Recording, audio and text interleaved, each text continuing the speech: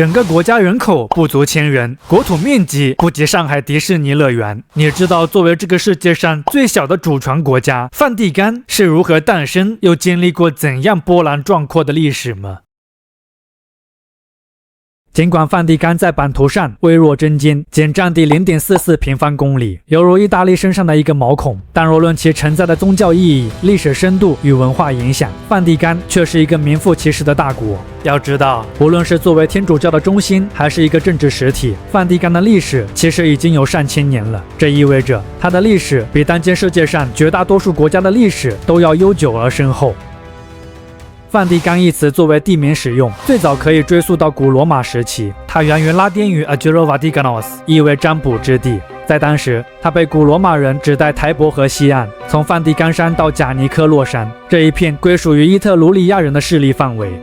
早期占卜之地的沼泽地形不仅使其成为了古罗马人与伊特鲁里亚人的边界地带，基于沼泽的不稳定性和过渡性质，当时的这里还成为了有着多神崇拜和占卜传统的伊特鲁里亚人举办宗教活动的重要场所。因此，伊特鲁里亚人是最早赋予梵蒂冈宗教与神秘色彩的人。虽然早在公元前3世纪，罗马人就已控制了占卜之地，并彻底征服了伊特鲁里亚的诸多城邦。然而，由于这一地区地势地洼，经常遭受台伯河的洪水侵袭，罗马人却将其视为一片不祥之地。据传，当地出产的葡萄酒口感还特别差，名声不佳，因此在相当长的一段时间里，罗马人对这里的发展兴趣寥寥，占卜之地这一称呼也因此被保留下来。直到公元1世纪，随着尼禄对这里开启的大规模开发，城市化进程的展开，加上基督教的传入及一系列针对基督徒的迫害，这片土地的命运才开始出现转折。尤其是作为耶稣的12使徒之一，被视为首位教宗圣彼得的在此殉道，这使这片地区的重要性陡然提升。随后，一个更加具体、更具宗教意涵的名字 Vaticanos 即梵蒂冈应运而生。不同于今日作为基督教的精神与行政中心的重要地位，最初的梵蒂冈更多承载的是早期基督徒的悲怆记忆。从公元64年，尼禄在罗马帝国境内首次展开针对基督徒的大规模迫害，到公元303年，戴克里先实施最后一次，同时也是最为残酷的一次迫害。近2个半世纪的时间里，是数以万计的殉道者用他们的鲜血与骸骨，为梵蒂冈未来的繁荣与神圣奠定了根基与灵魂。公元313年，基督徒的命运迎来了一个重大转折。这一年，作为东罗马帝国皇帝的君士坦丁大帝，为了回馈基督教给予的精神力量在自己争夺地位过程中发挥的积极影响，他与时任西罗马帝国皇帝里希尼达成一致，颁布了米兰敕令，由此标志着基督教的合法地位终于得到了正式承认。以米兰敕令为开端，往后为进一步巩固与教会的联盟，君士坦丁大帝还陆续赋予教会在司法、经济等领域特权，这使教会的世俗影响力开始迅速扩张。公元326年，在君士坦丁大帝的命令下，一座宏伟的建筑在圣彼得的墓地之上拔地而起，这便是旧圣彼得大教堂。作为君士坦丁支持基督教的重要象征，旧圣彼得大教堂奠定了梵蒂冈的宗教地位。自此，梵蒂冈不仅成为了基督教世界的精神中心，一开始具备很深的政治意涵。皇权与教权的初步交融，预示了一个全新的政治结构及政教共治的模式已经悄然萌芽。以此为重要特征，欧洲历史的新篇章就此翻开了。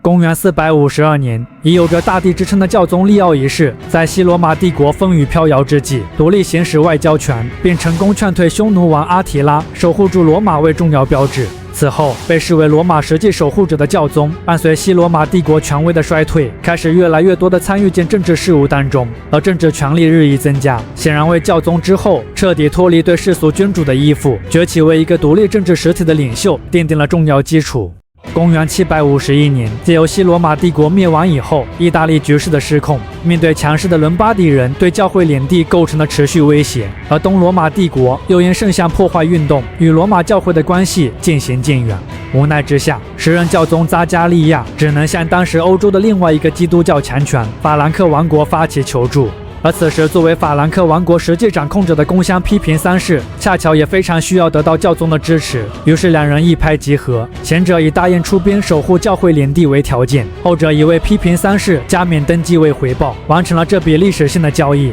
公元756年，经过多年征战，批评三世成功战胜了伦巴第人，并将意大利中部地区赠送给了教宗。史称批评信徒。而后，人类历史上首个以教宗为君主的神权国家教宗国由此诞生。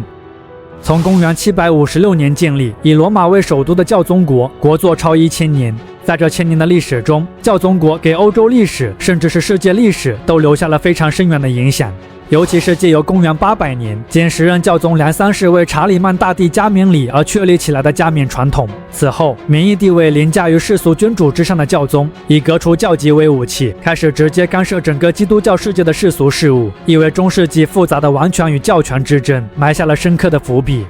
虽然公元1054年的基督教大分裂削弱和分化了基督教世界的整体力量，但也是得益于摆脱了东罗马帝国不再受其宗教政策和政治控制的干预，这为西方教会的独立发展创造了条件。此后，藉由基督教的普及，通过在当时人们匮乏的精神世界建立起的精神权威，以及在中世纪欧洲缺乏统一中央权威的大背景下，受益于调停人的身份摇摆于欧洲诸国纷争中等各种有利因素的刺激下，罗马教廷一步步的在中世纪欧洲建立起了主导地位。这期间发生具有代表性的历史事件，包括在公元1077年，作为神圣罗马帝国皇帝亨利4世因在叙任权斗争中失败，为求得时任教宗格列高利7世的原谅而向其下跪屈服的卡诺萨之辱。公元1213年，英王约翰在大主教任命的争端中，向时任教宗英诺森3世妥协，将英格兰和爱尔兰作为分地献给后者，让英国一度沦为教宗国名义上的附庸国。从公元1096年到公元1291年，依仗强大的政治和军事号召力，主导多次十字军东征等等。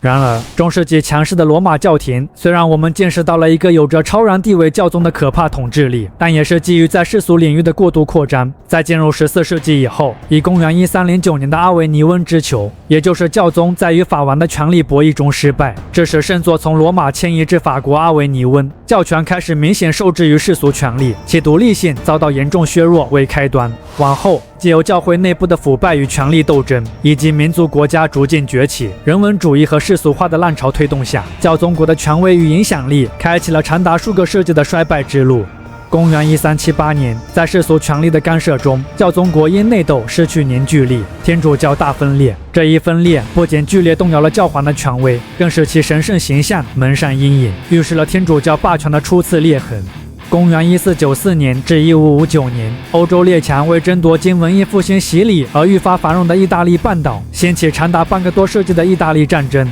这场战火不仅给意大利带来了深重灾难，更让同样沦为战场、无力抵抗外部入侵的教宗国，其影响力和政治独立性受到严重削弱，昔日的光辉渐趋暗淡。公元1517年，马丁·路德以95条论纲为利刃，公开质疑并批判天主教会的腐败弊端，拉开了宗教改革的恢宏序幕。往后，伴随新教的崛起与新兴社会力量的觉醒，再次分裂的基督教开始瓦解的天主教普世权威，纷纷挣脱教廷掌控的欧洲诸国，教会政治干预能力的进一步受限，标志着教宗的世俗权势已经开始了全面的衰退。进入18世纪，启蒙运动以理性与世俗化为旗帜，席卷欧洲。固守封建旧制的教宗国与迅速迈向现代化的欧洲社会开始显得愈发格格不入，而其落后姿态不仅凸显了自身的孤立，更为其最终覆灭埋下了深远伏笔。